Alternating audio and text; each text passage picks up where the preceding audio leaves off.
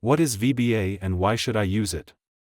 VBA, or Visual Basic for Applications, is a scripting, programming, language that can be used in Excel.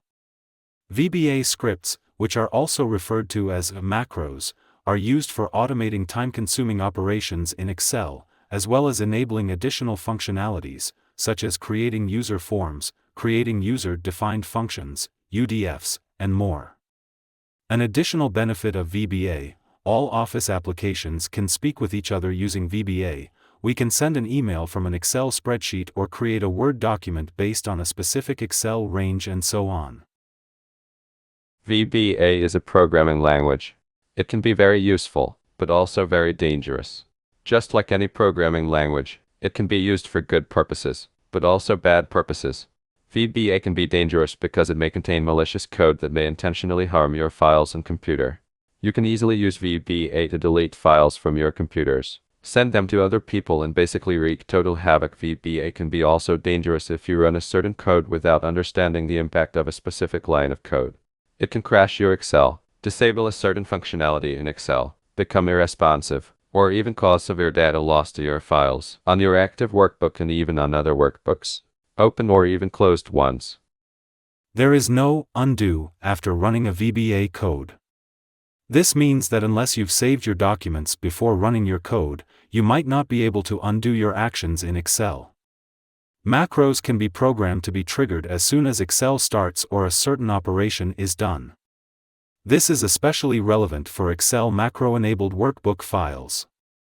This means that you may trigger a macro without even knowing.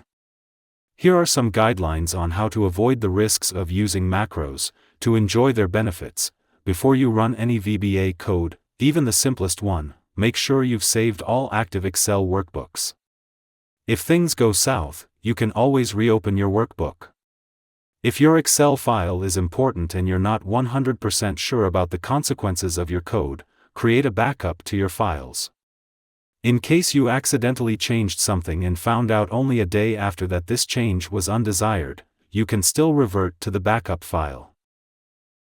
A good practice before running VBA codes is to close all unnecessary Excel workbooks, as some VBA codes can unintentionally affect other workbooks. Closing these workbooks will lower the risk of data loss. Do not run VBA codes from untrusted websites. As beginners, you should focus on macros you find on trusted and popular websites. Do not open suspicious Excel workbooks, especially Excel macro-enabled workbook ones. Test your code before running it on your actual data. For example, run the code on a dummy file, data, to verify it works well. Quality check your data and files after running the VBA code. Make sure that there are no undesired results.